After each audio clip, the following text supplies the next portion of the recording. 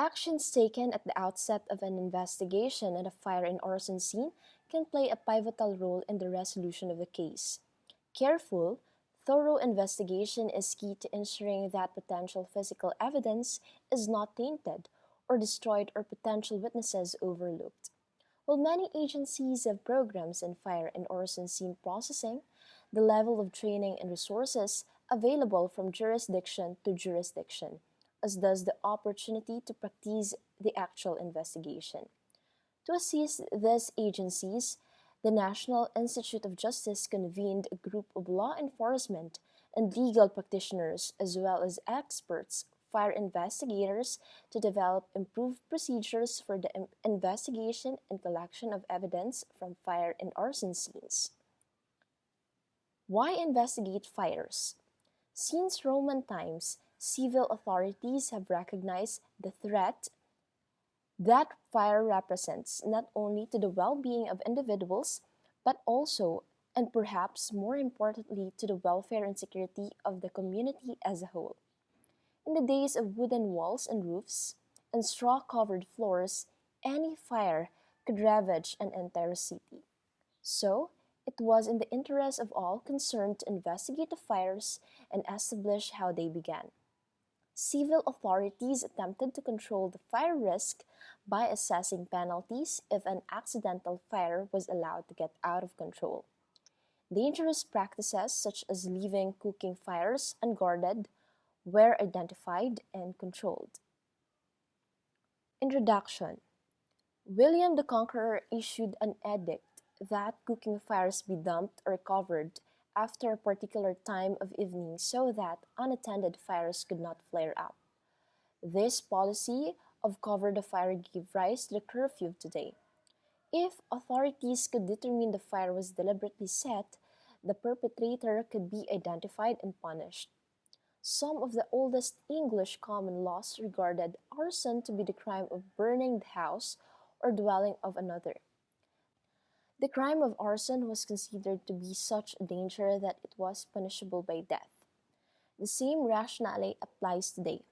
Fires of accidental cause need to be identified so that dangerous practices, such as filling kerosene rooms heaters with gasoline, can be eliminated by public education, or so that defective or dangerous products, such as instant on televisions or room heaters with no overheating or tip over protection, can be taken off the market or modified so they no longer pose significant risk or fire risk.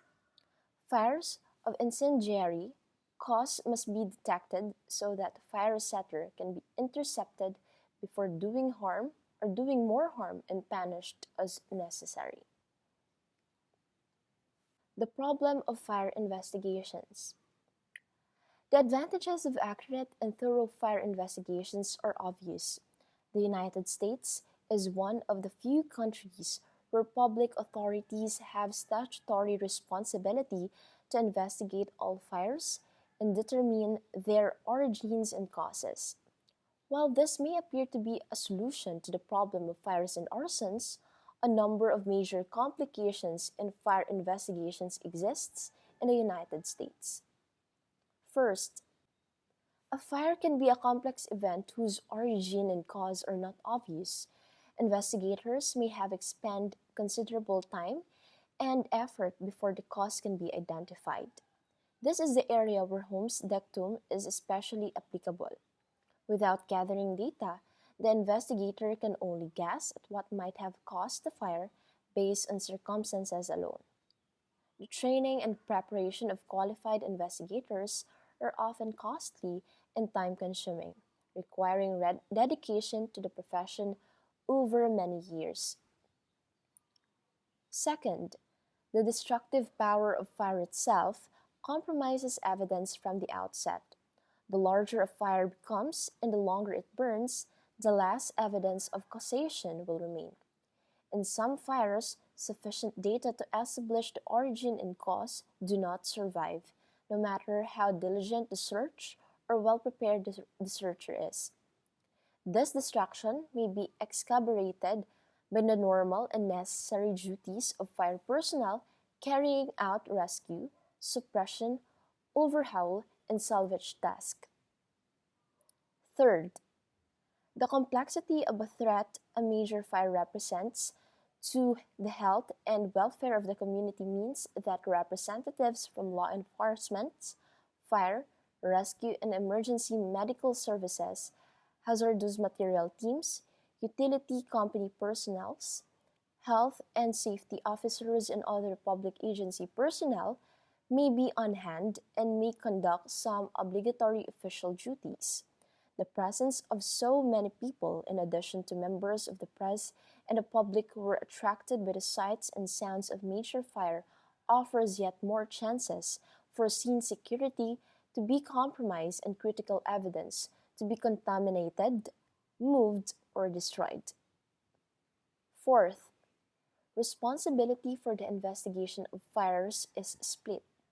While the fire service has the primary civil responsibility to establish a fire's cause, if the cause is determined to be accidental, the scene is released to the owner or the owner's insurance company for further examination. If the conclusion is that the fire was purposely set, a crime is committed or a crime has been committed, and law enforcement authority is needed to investigate the crime.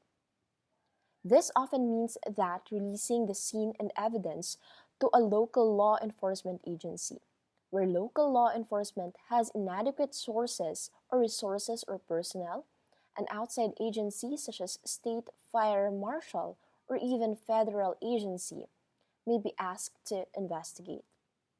Any such transfer may cost agencies. Investigative teams are composed of individuals from both law enforcement agencies and fire departments so that the continuity of the investigation can be maintained through both civil and criminal phases. In few cases, individuals have both law enforcement and fire authority.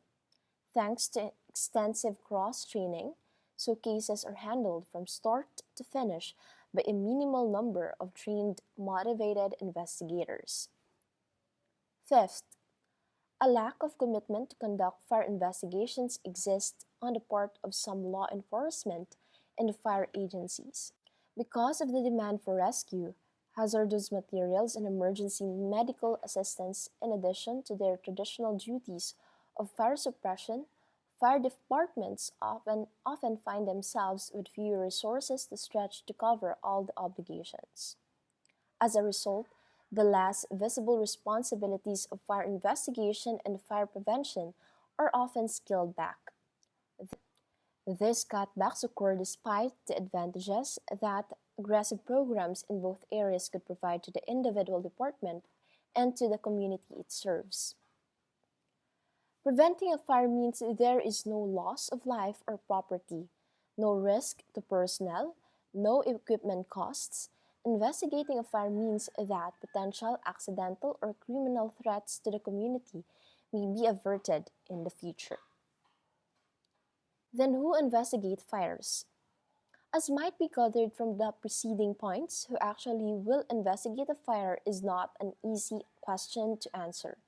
In addition to law enforcement and fire authorities, there may be prosecuting attorney, investigators, forensic laboratory experts, engineering specialists in fire, chemical, mechanical, or electrical, and private investigators representing insurance companies, owners, tenants, and manufacturers of any myriad ignition sources found in the modern home or business.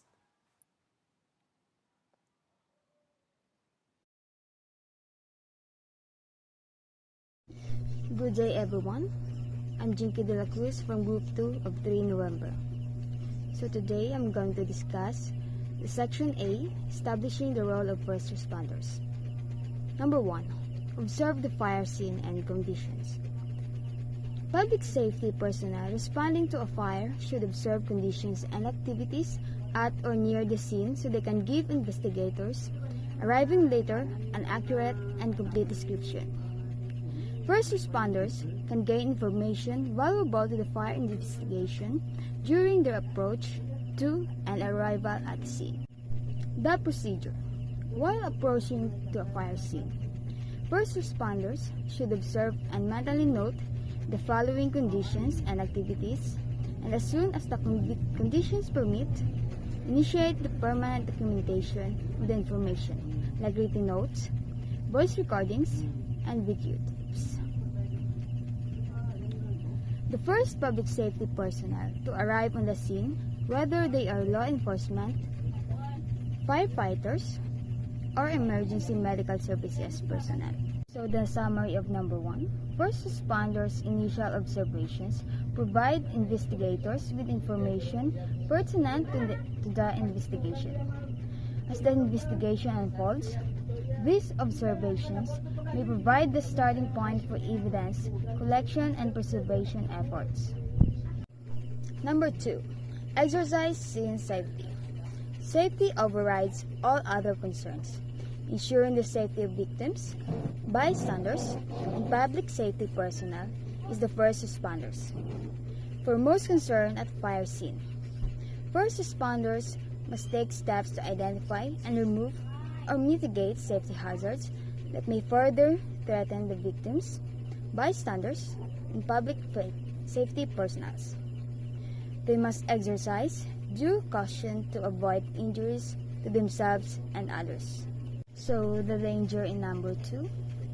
Beware of incendiary or explosive devices. The scene may contain devices specifically designed to kill or maim public safety responders. Do not touch any suspected incendiary or explosive devices. Evacuate the area and request the services or personnel trained in the removal of such items.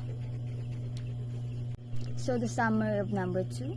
Safety is the overriding concern during emergency operations and the subsequent investigations. To ensure the safety of civilians and public safety personnel, first responders should take steps to identify, evaluate, and mitigate scene hazards, and they should communicate those hazards to other public safety personnel arriving at the scene. Necessary safety zones should be established to receive victims as they are evacuated. Personal protective equipment and other measures should be used to ensure the safety of all persons at the scene. The scene should continually be reassessed to evaluate safety hazards that may change due to fire conditions or suppression efforts. Number 3. Preserve the fire scene. Evidence at a fire scene takes many different forms, some of which are transient, they are not permanent, and may disappear quickly, such as impressions in snow or evaporating liquids.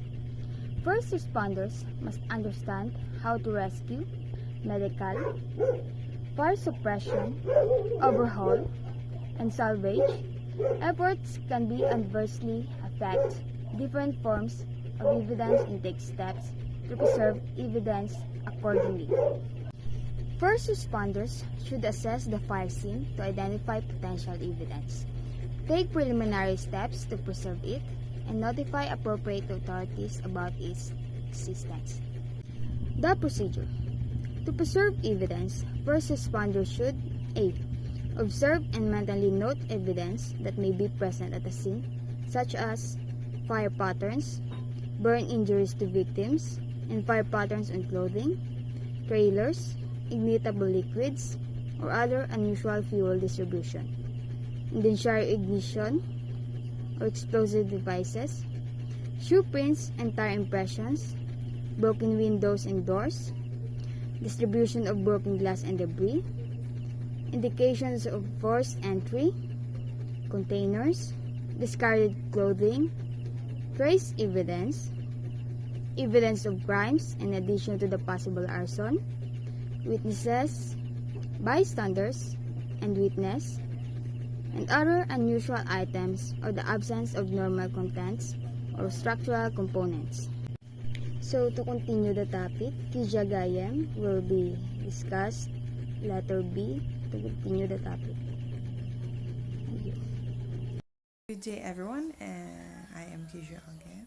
And in continuation of Ms. Del Cruz report, letter B, recognize threats to evidence, especially its removal, movement, contamination, or destruction from any of the following sources. First is fire suppression activities, such as a straight stream applied at the point of origin or deluge applications that may wash away or dilute potential evidence. Next is overhaul activities that destroy fire patterns, salvage activities that involves moving or removing potential physical evidence, use of a tool in any manner that causes destruction of evidence. Next, movement of knobs, switches, and controls on appliances and utilities. Weather conditions that affect transient evidence like wind precipitation or temperature changes. Personnel walking through the scene. Next, witnesses and victims leaving the scene. Medical intervention and treatment of victims, like damaging evidence at the scene or destroying victims' clothing. The other one is premature removal or movements of bodies, vehicle at the scene that introduce fluid to the scene through vehicle leaks or destroy the other evidence, including shoe prints and tire impression. Contamination from external sources such as fuel powered tools or equipment. Letter C.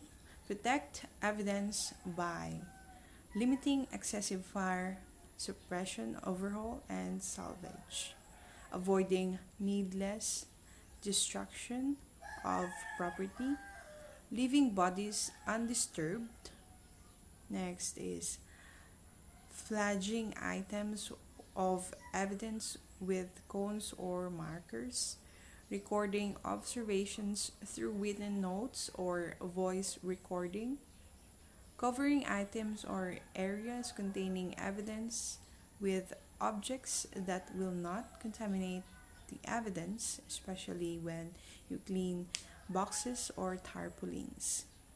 Isolating items or areas containing evidence with rope barrier, tape, barricades, or sentries. Retaining and securing clothes items removed from victims and suspects. Obtaining information about victims and witnesses, especially their names, address, and telephone numbers. Preserving transient evidence, trace evidence, shoe prints, tire impressions.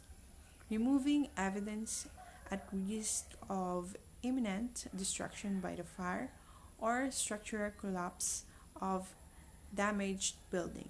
Ensuring that later arriving investigators are fully apprised of the evidence discovered. So the summary of this number: first responders should recognize items that may have evidentiary value in a subsequent investigation and take steps to protect them from damage that could result from the fire, fire suppression, or rescue efforts. Number 4, establish security and control. Its principle. Fire suppression and rescue efforts can be performed more efficiently and effectively if only essential authorized personnel are permitted access to the area. Restricting access also ensures the safety of civilians and help to preserve the scene for subsequent investigation. First, responders should immediately establish control of the scene. Then, as soon as conditions permit, first responders should initiate documentation of the scene to aid investigation. So the procedure is to establish security and control. First responders should A. Set up a security perimeter using barrier, tape, fire line, sentry. B. Control access into the scene through the security perimeter. C. Initiate documentation of the scene. The section C. Documenting the scene. So the summary is that the action of the first responders at the fire scene are not only critical to saving lives and suppressing fires, they also set the stage for the investigators arriving to process the scene by establishing a controlled security perimeter and initiating documentation of the scene. Operations efficiently and to preserve the integrity of the scene. Upon arrival at the scene, first responders must establish an incident command system which allows for a systematic flow and transfer of critical scene information. So its procedure is to coordinate activities at the scene. First responders should A. Establish a command post and implement an incident command system. For example, a point of contact and line of communication and authority for public safety personnel. B. Establish staging areas to ensure the emergency and support vehicles have access into the area. C. Request additional personnel resources such as firefighters, EMS personnel, law enforcement officers, investigators, and representatives of utility companies. D. Inform authorities about the status of the incident, hazard, injuries, witnesses, the location of evidence, and other pertinent facts. So the summary is that first responders must establish an incident command system to coordinate activities at the scene and communicate information to responsible authorities.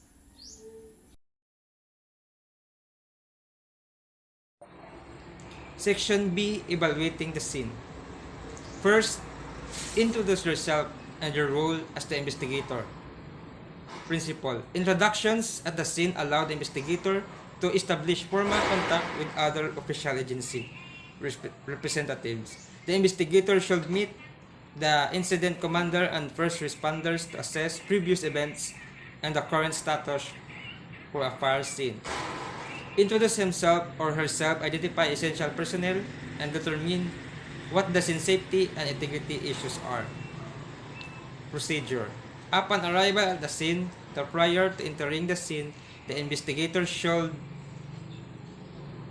identify and contact the current incident commander and present identification, conduct a briefing with the incident commander to determine who has jurisdiction and authorization, legal right of entry, and to the individual responsible for the investigation, whether a qualified fire investigator or any member of authorized agency given investigative responsibility.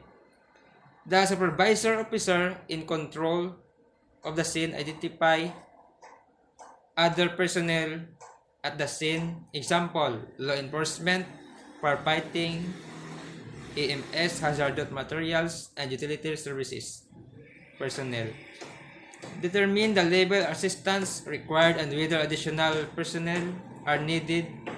Determine initial scene safety prior to entry to observation and discussion with the first responders. Considered environmental as well as personal safety concerns. Assess changes in safety condition resulting from suppression efforts. Summary. On-scene introduction, establish formal contact with the incident commander and the other official agency representatives and promote a collaborative investigative effort. Preliminary scene safety concerns are addressed and continually reevaluated due to the effect and changing fire condition, suppression efforts, and scene reconstruction. Second, define the extent of the scene principle to provide for the safety and security of personnel and to protect the evidence. The investigator should perform a preliminary scene assessment The investigator should determine the area in which the site examination will be conducted and establish or adjust the scene perimeter. Procedure. To determine the boundaries of the scene, the investigator should make a preliminary scene assessment, an overall tour of the fire scene to determine the extent of the damage, proceeding from areas of least damage to areas of greater damage, to identify areas and warrant further examination, being careful not to disturb evidence, and inspect and protect adjacent areas, even areas with little or no damage that may include non-fire evidence. Example, bodies, blood stains, latent prints, tool marks, or additional fire-related evidence. Example, unsuccessful ignition sources, fuel containers, ignitable liquids, and mark or reevaluate the perimeter and establish or resist the procedure for controlling access. Summary. Procedures focusing on the perimeter of control of access to the fire scene, protect the integrity of the scene. Third, identify and interview witnesses at the scene. Principal, person with information about the scene, activities prior to the fire and its suppression, and valuable witness. The investigator shall determine the identities and location of witnesses and make arrangement to conduct interviews. Procedures. To develop a witness list, an investigator should contact the incident commander, identify the first responders and first in firefighters, and arrange to the document with observation, either in writing or through or recorded interviews, and determine who reported the fire, secure a tape transcript or a report if available. Identify the owner of the building, scene of any occupants, and the person responsible for property management. Identify who was last to leave the building, scene, and what occurred immediately before the left. Identify the interview other witnesses, example neighbors, bystanders, people injured during the fire, later arriving public agency personnel, and the recorder's statement. Summary. Developing a list persons who have information about the scene, activities prior to the fire and its suppression, assist investigator with the subsequent investigation. I am Mark Jubel de la Cruz, and I will continue reporting of the scene, section B, evaluating the scene. Number 4. Assess scene security at the time of the fire. The investigator should determine whether the building or vehicle was intact, secured, and if intrusion, alarm, or fire detection and suppression system were operationally at the time of the fire. So this information helps us to establish factors such as ventilation condition, possible fire development timelines, and scenarios, and whether vandalism of properties or system occurred prior to fire. There are some procedures to determine the status of security at the time of the fire. The investigator should first ask the first responders where entry was made, what steps were taken to gain entry, and whether any system had been activated when they arrived at the scene. Second, observe the document the condition of doors, windows, other openings, and fire expiration. Next is to observe the document the position of timers, switch, bulbs, and control units for utilities, detection system, and suppression system, as well as any alteration to those positioned by first responders. Lastly, contact the security and suppression system monitoring agencies to obtain information and able to documentation about the design of functioning of the system.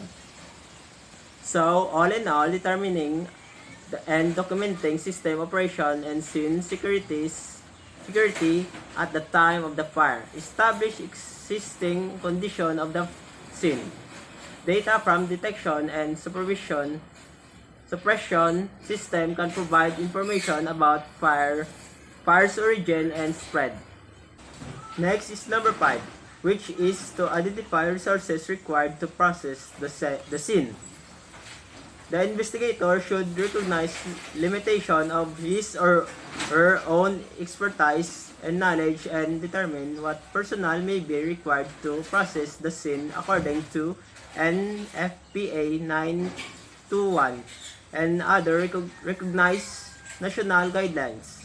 The investigator must either have appropriate expertise or call upon the assistance of some with that knowledge. This is especially true in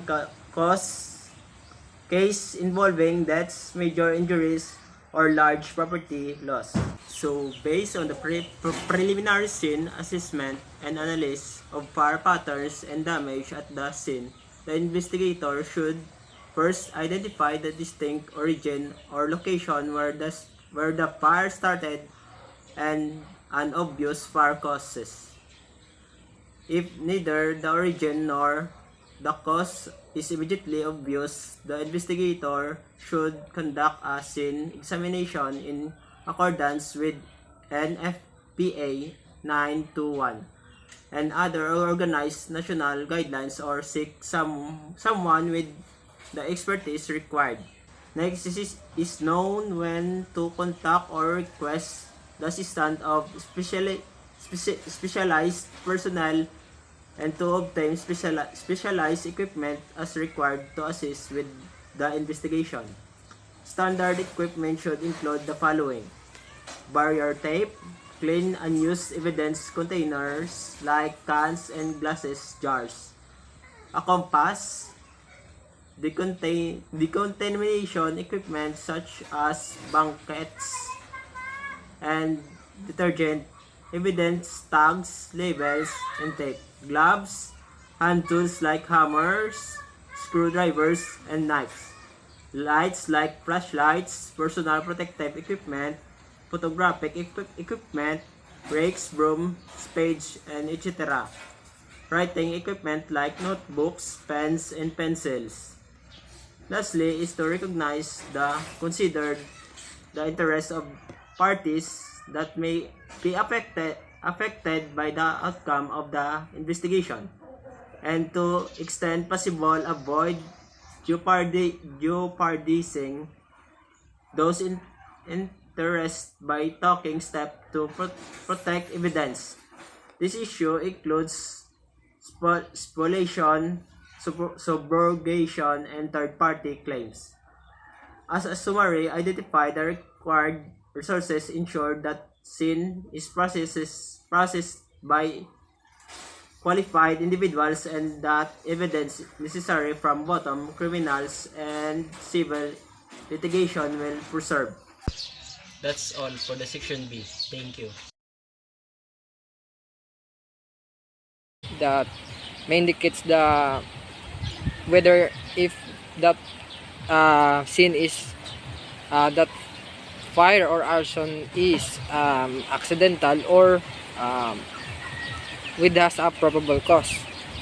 So, what are the techniques used as a part of an arson investigation? The arson investigator observe the scene, collect and gather physical evidences, and interview witnesses. So, amo na yan ba kung magkatutong investigator, ma-interview sila sa mga witnesses, mag-gather sang physical evidences gamiton nila para mabalaan kung ano gid ang root cause sang sunog or may probable cause man gid. Using the information obtained, The arson investigator will determine if the fire was accidental or deliberate and identify a suspect. So, sa mo nga investigator, babalaan mo kung may probable cause kag kung sino man gid ang suspect. Pero investigahan pa na. So, how do you investigate a fire scene? So, the main step of fire investigation includes, may apat, di nga pinaka-importante kung paano ma-investiga. The main steps, number 1, arrive at the scene. Ay, amo na siguli ang procedure kung paano sa mag-conduct sang makadto sa crime scene and then conduct investigation. Number 1, arrive the scene. Ensure the safety of the crime scene and secure the area. Ang muna yung explanation, number 1, kadto sila sa may sunog and then secure nilang area. So may ginalatag na sila nga daw caution para hindi makasulod kag ma-maintain ang mga physical evidences nga pwede magamit sa investigator. Number 2, investigate the scene. Evaluate the external structure or internal structure. So mamangkot sila, ma-investigate sila sa witnesses sa gwa or kung may witnesses man sa sulod or may mga survivor. Dire na ma-investigate. Number 3, document the evidence, sample and tag the evidence. So pwede nila ka-video, document, ka-picture, take a picture in the external or internal. And then ang mga ginagathering information, gina-seal ni sila sa plastic, kag ginabutang ang tag kung para sa ano na or ano na be. Number 4, conclude the investigation, finish the necessary document or reports.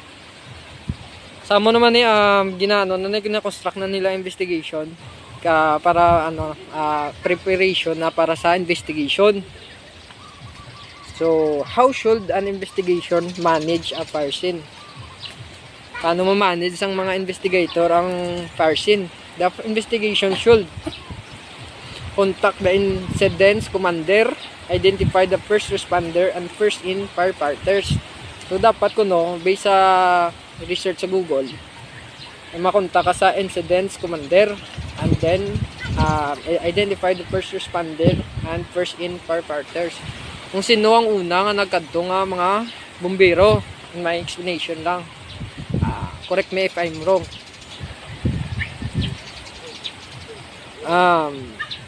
Firefighters and arrange the documents their observation either in writing or through the recorded interview. So i-arrange either in writing, pwede ka document through the writing and then the video. Determine who reported the fire. I-determine mo kung sino nag-report sang sunog and secure a tape of transcript of the report. I-secure mo gid ni. Secure a tape or a transcript of a report. So, what equipment do arson investigator use? Ano nga equipment ang ginagamit sa mga investigator mag-imbestiga sa crime scene? For example, evidences collection kits includes incident report notebook. Number 1, notebook. Pwede mo na magamit through writing. Evidence scans. Ebidensya, physical evidence. Tweezer. And other items in one large toolbox. So, actually, ay pa ko nagabalo kung ano magiging mga items. Mabalaan ko magiging mga discuss ni ma'am. For investigation, also use a fuming chamber to collect each latent print collected at the crime scene along with debris sifters and evidence tent. So, mutong mga dapat gamiton paano sa mga investigator. So, how do you document crime scene? So, paano mo ma-document ang crime scene? The 3 most common methods of recording a crime scene are 3 common methods. Number 1, note taking. Note taking. Pwede ka ka-investiga through collect the information through the writing, interview. Sketching. Pwede mo ma-sketch ang crime scene, pwede mo ma-drawing sketch lang, kita mo lang. And then photography. Amo na yung pinaka-importante, picture. Para mabalaan mo or makita tagid ang actual footage. Mas nami video man. So a detailed record of crime scene and of the action taken during the search of it. Help the crime scene specialist to accurately recall events and to identify items of evidences later in the court of law. So, overall, ang mula ng topic sa naka-assign sa ako, overall, mag-document document kasang crime scene. Ang pinaka-importante gid ang mga physical evidences, picture ng actual footage, record, and then witnesses nga magamit sa conduct sa investigation. So para sa ako namula na akong reporter. Thank you.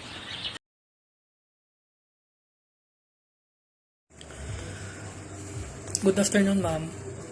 I'm talk all about my report about identify cause of fire and proper collection of evidence in arson investigation. My reporting is Section D, processing the evidence at the scene. Number 1, identify, collect, and preserve evidence. An estimated 1,197,704 violent crimes occurred nationwide in 2015 according to the Federal Bureau of Investigation's Uniform Crime Reporting Program. Violent crimes are determined according to a hierarchy: rule, murder, non-negligent, manslaughter, rape, robbery, and aggravated assault. The collection, preservation, and forensic analysis of the evidence with most crimes are often critical in determining a person's guilt or a person's innocence. The forensic exam is beneficial to law enforcement in the medical setting to provide a comprehensive medical forensic examination with a collection of evidence knowing the patient body, the crime scene. Evidence must be identified, collected, packaged, secured, and maintained correctly, then released to law enforcement following a strict chain of custody rule so that it can be analyzed appropriately and used later in legal proceedings. When collecting evidence, the examiner must wear gloves at all time and change the often utilizing the clean technique. Following proper collection, handling, and storage of evidence will reduce the possibility of cross-contamination or degradation of DNA. So, this is the trace evidence. Document and photograph the evidence. Properly secure the evidence by placing in a paper bag or envelope. Close, seal, or tape the paper bag or envelope. The examiner must initial date and time across the sealed area. Label the bag or envelope with the patient identifying information. Examiner must place signature, date, and time on the envelope.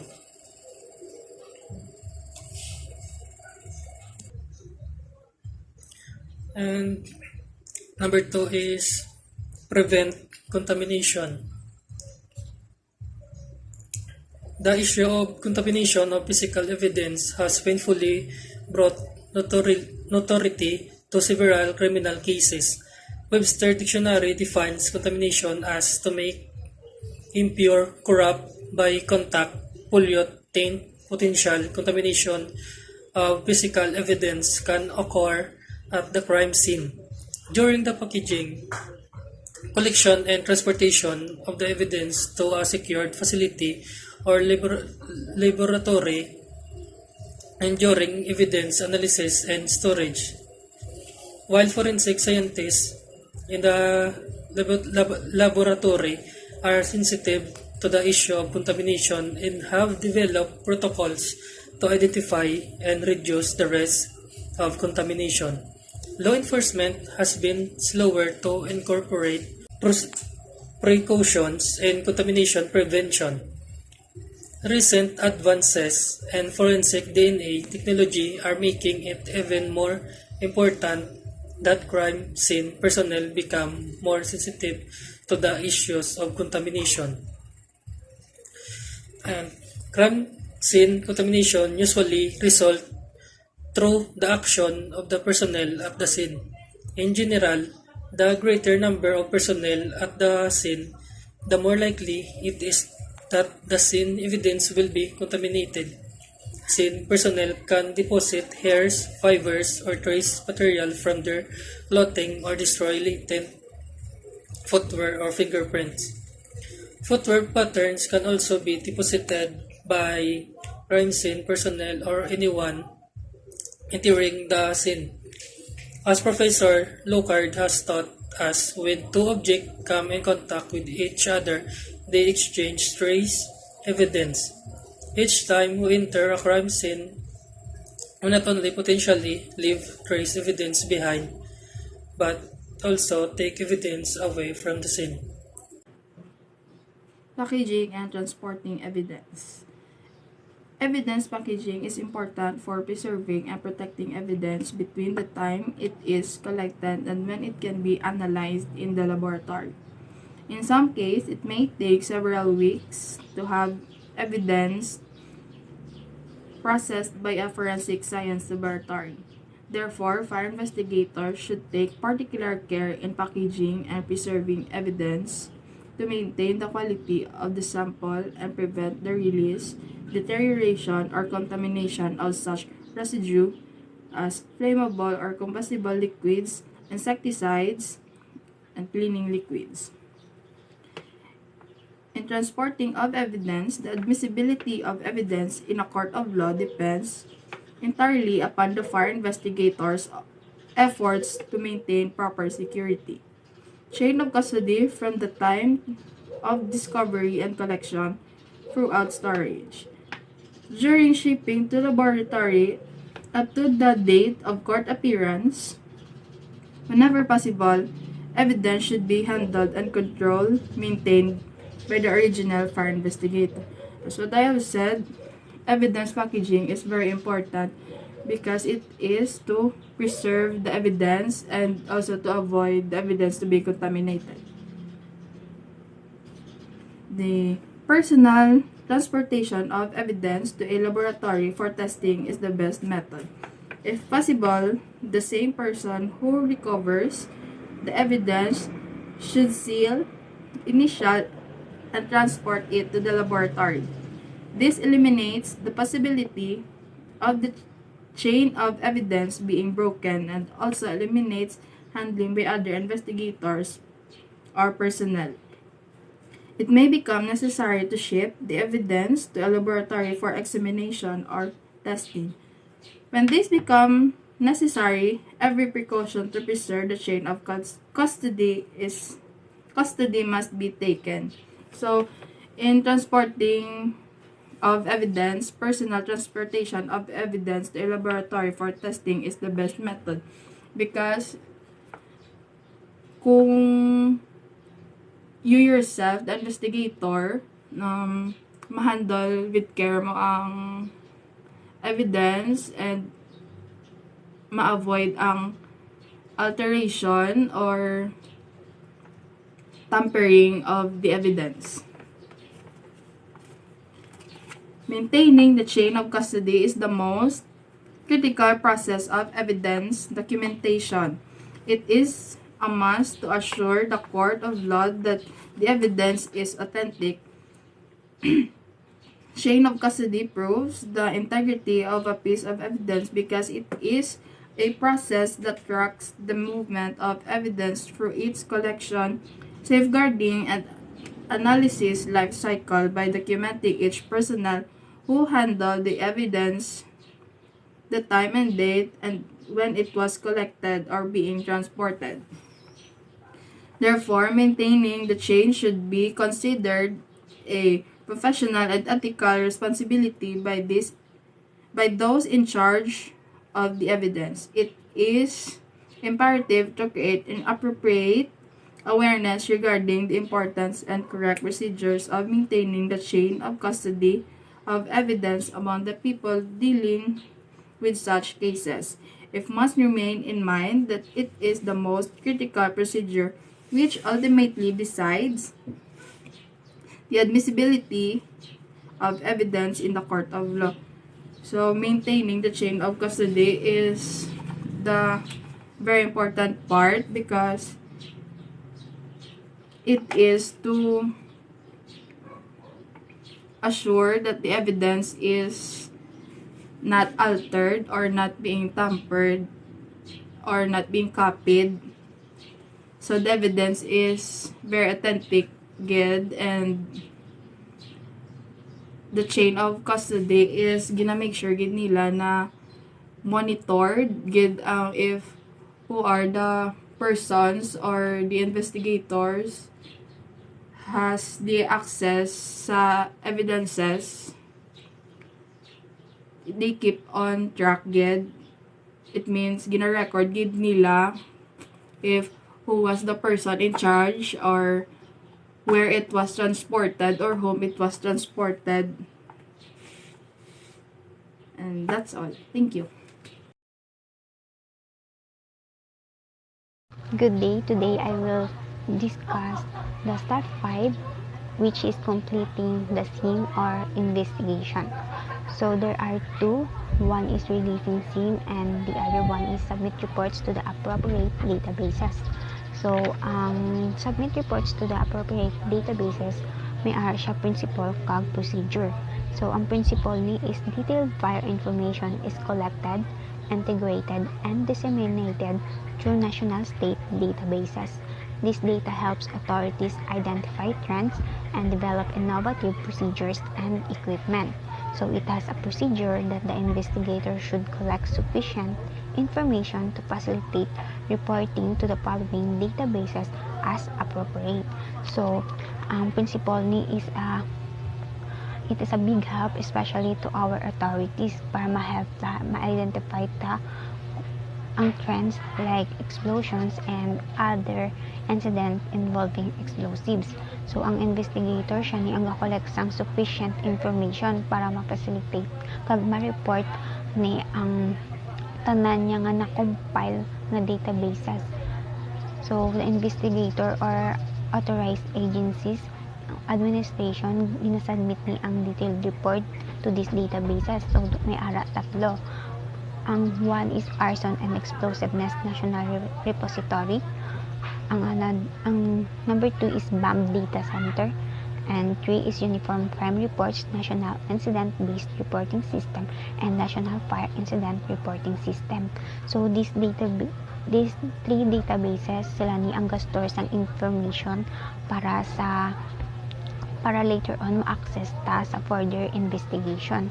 So, overall, ang summary malang di sa step 5 sang completing this investigation and isang submit reports to the appropriate databases is ang this data maka-help sa aton authorities para ma-identify ang existence of serial bombers, the sophistication of explosives devices na ginagamit, and also ang need for uniform procedure kag ang development sang aton nga equipment. So, amo lang na. Thank you. So good afternoon guys, my name is Ed Marhore from Section November. My topic today is all about the crime scene investigations. When investigating a crime scene, even the slightest detail can make or break a case. Crime scene investigators and analysts comb through scene for DNA, fingerprints, and different forms of residue, all which are integral components of investigative process. Finding evidence that can lead to the origins of a crime is difficult enough, but when the crime at hand is arson, extra care, attention to details must be done in order to solve the case. Because of the destructive nature of fire, evidence may be hard to come by, meaning that investigators must analyze this with extreme vigilance. There are several steps in the process of investigating arson. from arriving at the scene until the investigation has been completed. The National Institute of Justice, or the NIJ, created an online resource titled A Guide of Investigating Fire and Arson, a 5-step process to frame the procedures that law enforcement agencies follow in the case of arson.